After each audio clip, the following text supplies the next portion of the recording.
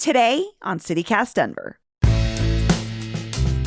Depending on where you are, walking can be a precarious experience. It's something that Jonathan Stalls thinks about a lot. He has literally walked across the country. But it's his everyday interactions with dangerous intersections and broken sidewalks right here in the city that fuel his life's work and his TikTok account called Pedestrian Dignity. His new book, Walk, is a deeply personal story about why something as simple as walking means so much to him. And just a note, this episode includes discussion of suicide, so please take care. Today is Thursday, September 15th, 2022. I'm Bree Davies, and this is CityCast Denver.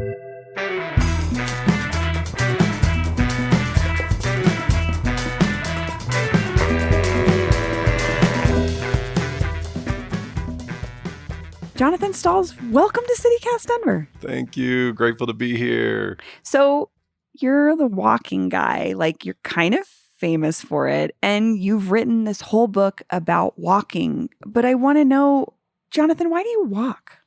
Oh my gosh. So many reasons. Thank you for the question. It's my main form of medicine. You know, in 2010, I did a walk across the U.S. This was kind of my entry into a lot of personal healing and recalibrating everything for my own life. And so to move at that pace every day for 8.5 months, it just became medicine. It became my mental health. It became the most trusted way of seeing the world around me and moving with other people shoulder to shoulder. I kind of fumbled into it. And now it's my practice. It's my main form of connection. It's one of my greatest teachers, just related to built environment and nature and all the things. So it is medicine. It is every day. It is me. It's you. Yeah, it really is. So was there like a defining moment for you in your life? Or I'm just thinking like, you know, I've gotten into exercise, or some folks get really into riding their bike, but what brought you to walking? Yeah. You know, it really was the long distance walk. You know, I was going through a lot of hard things, personal things. I was coming out as gay queer. That was extremely difficult for me. And I'm a very sensitive person. I feel things deeply, all the things. And I just needed an experience that would jumpstart and recalibrate. I wanted to shed stories that weren't helpful, and I didn't really know what that looked like. I never had backpacking experience. I never had long distance walking experience. I didn't really move much as a pedestrian growing up. And so, you know, I stumbled across a book called Walk Across America by Peter Jenkins in a Metro State Library book sale. It was 20 cents. I had a lot of tests that day, and I canceled all my classes. That book was speaking loudly to me. I sat in a dirty chair and read it in 2 days. I cried. I was a mess, tearing through the pages. And so that context and container for walking across the country was like, this is it. This is it. I'm terrified. I don't know where I'll sleep. I don't know where I'm going to go. But there were all these things related to moving in an unhurried way, not passing through things quickly, meeting strangers, going through the challenges of not knowing where to sleep and how to navigate different spaces, moving through the desert. All of that felt, I don't know. There was something about it that was unhurried and calm. It didn't feel like aggressive, but it was also terrifying. So that combination of moving through spaces in an unhurried way, but also kind of daily challenging, my capacity for the unknown, and all of that was a coming together around the cross country walk. And so it really was that walk. It was 242 days of walking with hundreds of people. I stayed with 120 strangers, 14 states, 15 to 20 miles a day of moving through villages and towns and cities. And were you scared ever? I'm just thinking about walking into somewhere I don't know, or and then not having like a way to get out, or I don't know, or a thunderstorm or something, or like you're saying, be on the side of a highway. I mean, yeah. How did you? This is blowing my mind. Yeah, terrified a lot. And because I talk about, there's a great quote in another walking book by Rebecca Solnit, and she says, So often, so many of us, for a lot of reasons, go from one interior to the next, one interior to the next, the building to the car, to the building to the car. And I resonated with that. That was most of my childhood and upbringing. And there was just something about that I wanted to disrupt. So I knew going into it, it would be terrifying. And I think I felt, I wouldn't have had all the words for it, but I felt like, you heard the term rite of passage a lot. And I was like, I have to shed some things, some really the harmful stories that I would tell myself for being gay or being queer or being an artist or being sensitive. I moved every 2 years as a kid. So it was just a chaotic upbringing in a lot of ways. Still a good one, but a chaotic one. I love this idea too of internal stability that you gained from moving around, Big time. Like after being in a situation where you couldn't, obviously when you're a child, you can't control the things like moving every couple of years because that's up to the adults in your life. Right. But then you found this way to stabilize yourself internally by being in charge of moving around the world. Yes. That's and I share a lot about that throughout the book because it's the physical, biological benefits, the things in the neural network, the things that happen in the heart and in the body and in the mind are profound. What happens in central brain when we move? We actively shed unhelpful, blocked, stressful stories, things that weigh us down, things that block our creativity, things that position us in our posturing of sides and opinions and any ideas of certainty that we have. Like there's things that literally, and you can picture it a little bit. We're in a lot of 90-degree walls. We're sitting in chairs a lot of the time. The box that we're sitting in right now. The screens, we're all a part of it. I'm a part of it. There's it's not a, better or worse than thing, but just being really honest about the environments that we're in. But then related to how our bodies are made to literally be moving and shedding dead skin, shedding unhelpful thoughts and stories. And then add that with all the neuroscience related to after 20, 30 minutes of walking, and very specifically to walking because it's so regulated, our breathing, what happens in the circulatory system.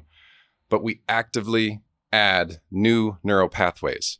After 20 to 30 minutes, we form new neural pathways. If I could just repeat that. For all of us, like we form new neural pathways for thinking about complex social, political, relational, personal, inner things. Yeah. And it's something that I care so much about because I just experience it all the time. And so, to have 8.5 months really uninterrupted from that medicine, it was profound for me. Yeah. It changed the direction of your life. It did. It totally did. Yeah. This is so interesting. I randomly just decided this week I'm going to get up every morning and walk my dog in the morning to try to get my brain going. Right. And now I'm like, okay, now I'm feeling confirmed in this decision because otherwise I sit down at a computer after the minute I wake up and you're right. How do we function if we're not getting things moving just That's mentally? Right. I love that.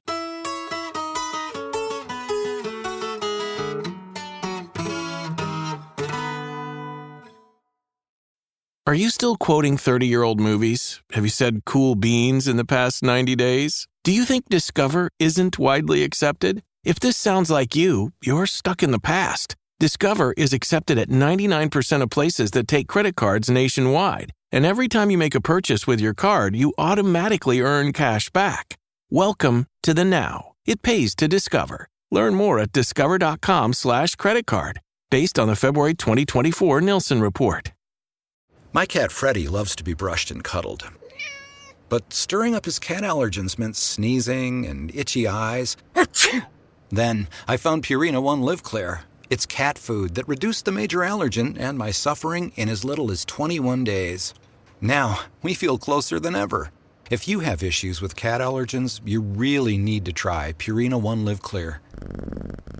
Try new Purina One Live Clear today. Purina One, a difference from day one.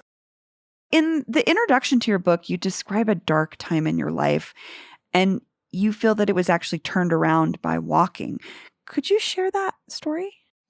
Yeah, so growing up, every 2 years I moved into new schools, and so I was a new student 12 different times, and so that was up until the middle of high school. So and my name, it's funny, adults don't really catch this, but Jonathan Stalls. So I would often get called the first day of school, bathroom boy, John or the Stalls. Oh, These are just silly I'm things, but as sorry. kids, it's a God, big deal, right? kids It's a are big so deal, mean y'all. We sometimes. can just be mean. So that was heavy and weird and intense, but not, a huge deal. But that on top of being really sensitive, being really constantly having to, try and fit in and make new friends. But being gay and queer was really difficult. And it wasn't until my early mid-20s that it started to just kind of get loud and disruptive. It was ready to blow. And I have a lot of, there's a long lineage of suicide in my family. So my grandmother and my two of my uncles and just different things like we have, it's just, so all of a sudden as things got really hard for me I was like, well, that's what we got to do. That's how this has to go. And it was about 6 months of being in the darkest, those dark times where you're literally believing the stories and the lies that you kind of absorb around you or internally. And so crawling out of that, the dedication in the book is to the wind in the trees, for saving my life, because I was my attempt was often next to high, busy roadways, and I would just stand there in the middle of the night, and I would say, "Okay, step in front and end this. It's too hard. It's too hard. I don't know who to go." I had nobody to go to, or at least that's how it felt. Yeah. I'll just never forget the one time in particular where I followed the sound of the wind in the trees, and I found myself walking and away from the road. And that was really the time where I started to catch glimpses of, just holding on and taking things a day at a time. And that was the start of just this, my teachers, my life, the way I move through the world has to change. Things have to change. They have to change. If I'm gonna survive this, they have to change.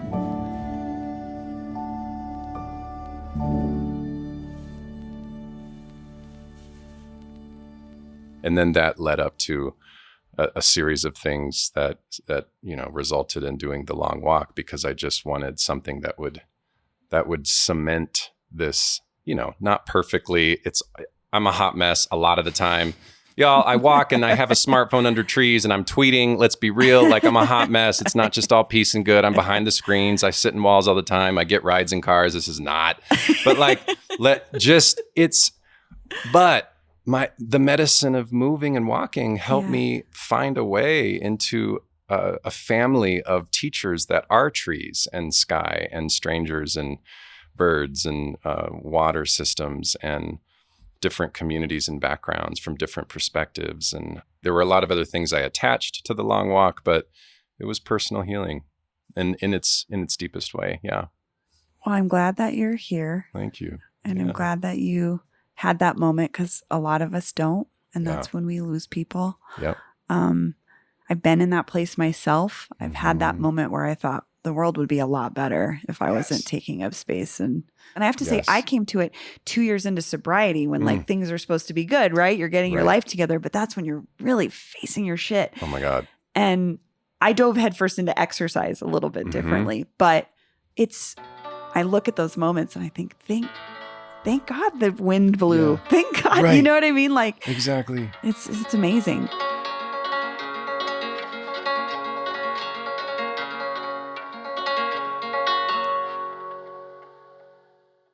I want to kind of bring this back to Denver. So sure. Denver is we're notorious for our car culture. And I wonder, how are you convincing people in Denver to walk more? Oof. Are you?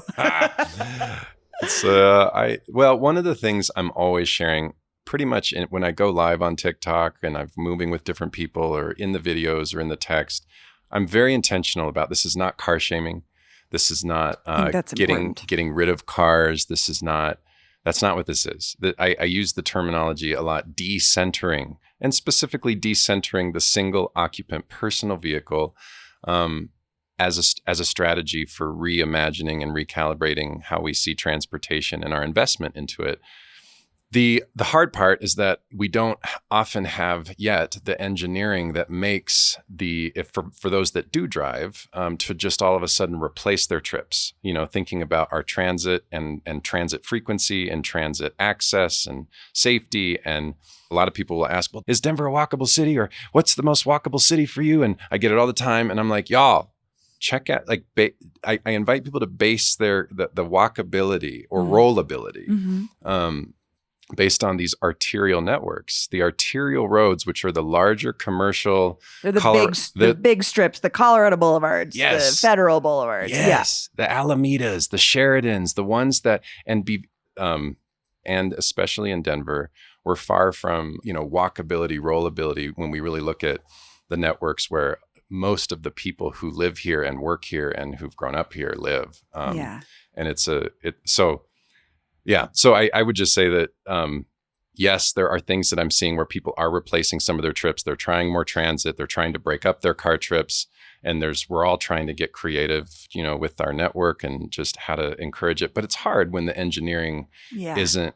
When you're fighting against a bigger system that already exists. Yeah, when it's really hard to do day-to-day, get to work, get to the appointment.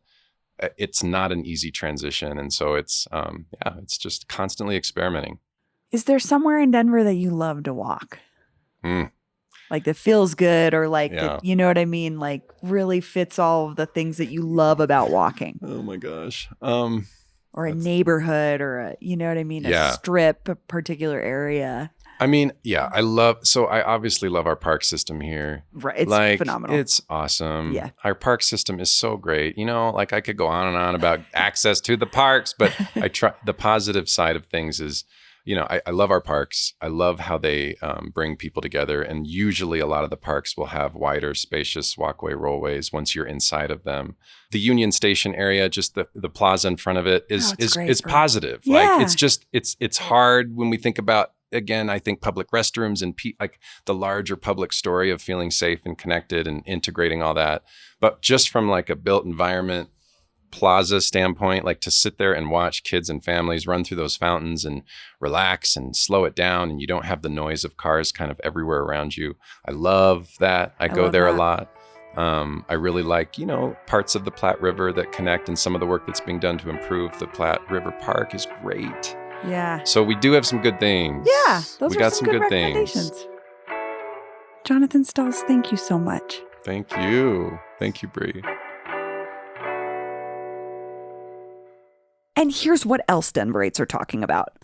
Recently released body camera footage of the June shooting of Christian Glass has his family and the public asking why. Why was the 22-year-old shot by Clear Creek County Police after he made a 911 call asking for help getting his car unstuck outside Silver Plume? CPR reports that there was speculation that Glass was having a mental health crisis, but there are still no answers as to why it ended in his death. Glass's parents have announced that they intend to sue the responding agencies. And we've got another name to potentially add to the 2023 mayor's race. The one, the only, Valentes Corleones. Yes, that Valentes Corleones. The guy who ran into hot water with the city over how his club, Beta, was operating in Lodo. The first thing he would do as mayor? Corleones told Westword he would change the hours that nightclubs and bars close from 2 a.m. to 4 or 6 a.m., an idea that's already been floating around as a possible solution to Lodo's let-out problems. We'll see how serious the nightclub kingpin is about his bid when and if he actually files the proper mayoral paperwork.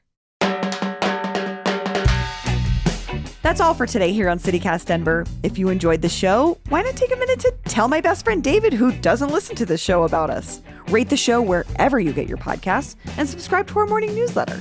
We'll be back tomorrow morning with more news from around the city. See ya!